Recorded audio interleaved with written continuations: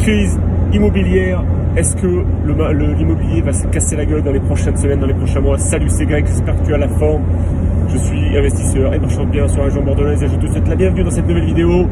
Super intro de luxe, tu l'as vu. Aujourd'hui, on va parler de crise financière, de crise immobilière et on va voir aujourd'hui différents points. Je vais décortiquer un peu mon point de vue, ce que je vois, ce que j'entends, les retours que j'en ai du marché, des acteurs du marché. Je pense notamment aux agents immobiliers. En ce moment, je suis en recherche active d'un nouveau projet.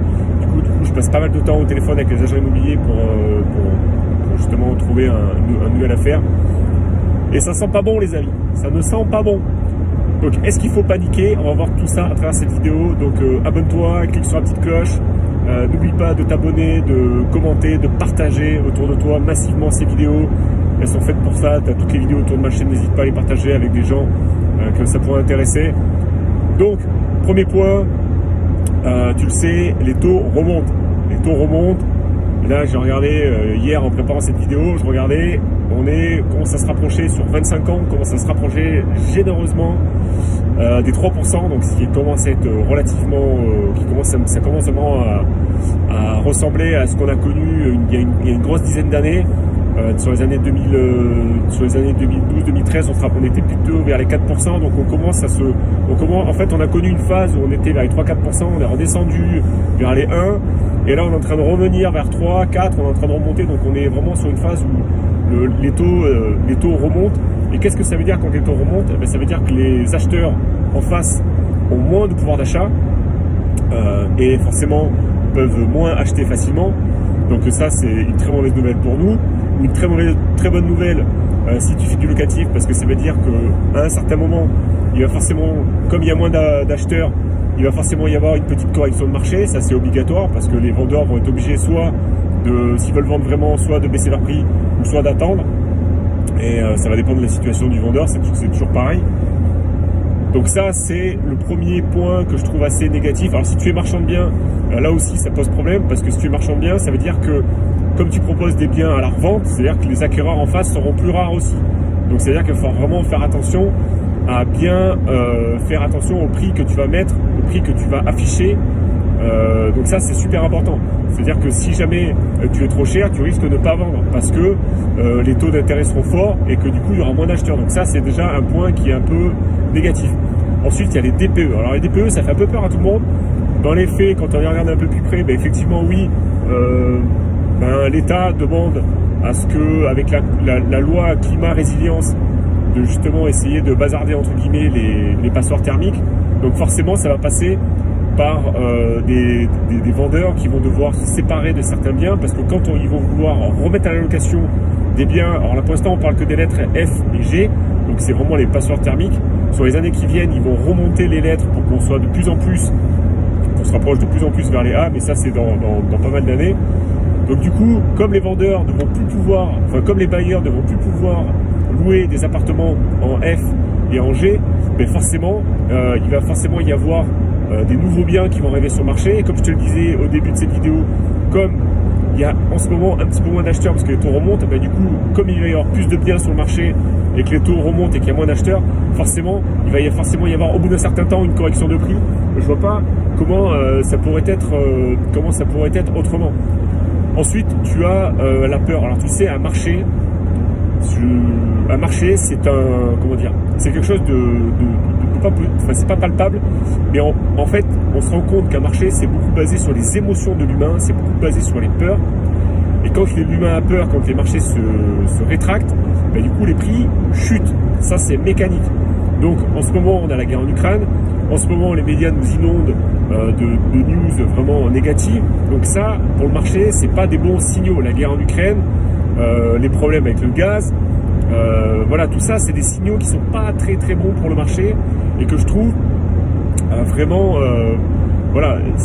la peur fait que les gens ont pas envie d'acheter. En plus, si les taux remontent, ils ont encore moins envie d'acheter.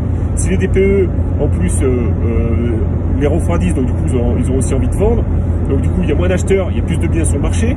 Donc là, il commence à y avoir un problème. On le voit, moi, sur les villes comme Bordeaux. On a connu cette année des moins 2, moins 3%. Donc ça commence déjà, on commence à sentir des effets. Où le prix immobilier commence un petit peu à se tasser. Est-ce qu'on est en crise? Je ne crois pas. Est-ce qu'il va y avoir des corrections de marché? J'en suis certain. Dès 2023, je pense que les prix vont un peu se tasser. Il faut savoir une chose, c'est que l'immobilier, il y a eu des corrections de marché dans les années 90 qui ont été assez violentes. Mais assez violentes, on parle, allez, on tourne de 20%, quoi. Entre 20 et 25%. Ça n'a pas été beaucoup plus loin. Donc, vous voyez, c'est pas des marges, c'est pas, comment dire, oui, c'est des grosses corrections. Si tu as un bien qui est à 200 000 et que tu es obligé de le revendre 160 parce que tu as eu 20% de correction, oui, forcément, c'est pas cool. Donc, ouais, il va peut-être y avoir des corrections de marché. Dans les années 2000 aussi, après la crise de 2007-2008, il y a eu aussi une petite correction de marché, mais ça a duré que quelques années et après, c'est reparti encore plus belle, tu vois. Donc, en fait, le message que j'ai envie de passer aujourd'hui dans cette vidéo, c'est ne paniquez pas, ne cédez pas à vos peurs. Ne cédez pas à la panique. Si vos biens sont en parfait état, vous les exploitez et qu'il n'y a pas de raison particulière que vous ayez besoin de les vendre, mais il ne faut pas les vendre en ce moment.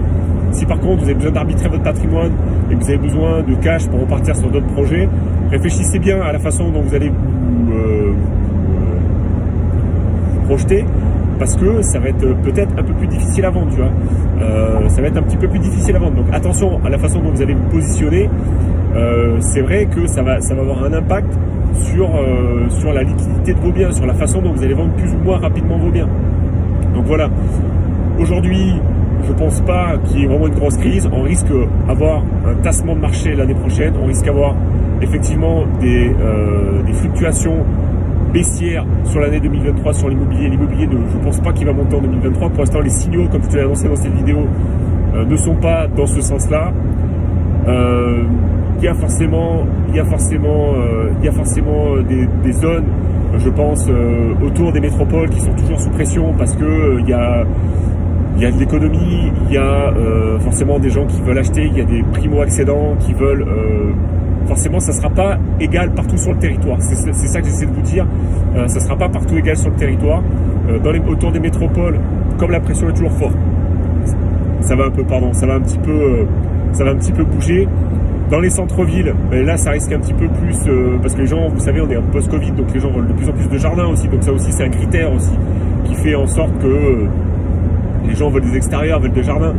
Donc, je pense que les zones plutôt rurales vont être relativement peu impactées. Les zones vraiment de désertification risquent vraiment de prendre cher parce que forcément, comme il n'y a déjà pas beaucoup d'acheteurs, ça risque d'être encore plus violent. Donc ça va pas être égal partout sur le territoire. En tout cas, moi, c'est le sentiment que j'en ai, c'est que ça va pas être partout. Il y a des zones autour de Paris où, à mon avis, ça va pas beaucoup bouger. Mais il y a quand même des zones sur les villes moyennes, je pense les capitales, les chefs-lieux de départements, là ça risque de bouger un petit peu parce que ce sont des secteurs où économiquement c'est un peu plus fragile et que forcément il y aura peut-être moins d'acheteurs. Donc je pense que les villes moyennes elles vont prendre cher là sur les prochaines années. Je pense qu'autour des métropoles ça va plutôt se stabiliser.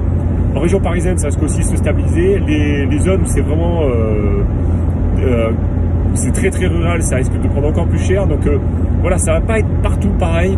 Ça c'est clair. Donc voilà, écoute, c'est un peu mon analyse du jour. Donc dis-moi ce que tu en penses dans les commentaires. Je n'ai pas de boule de cristal.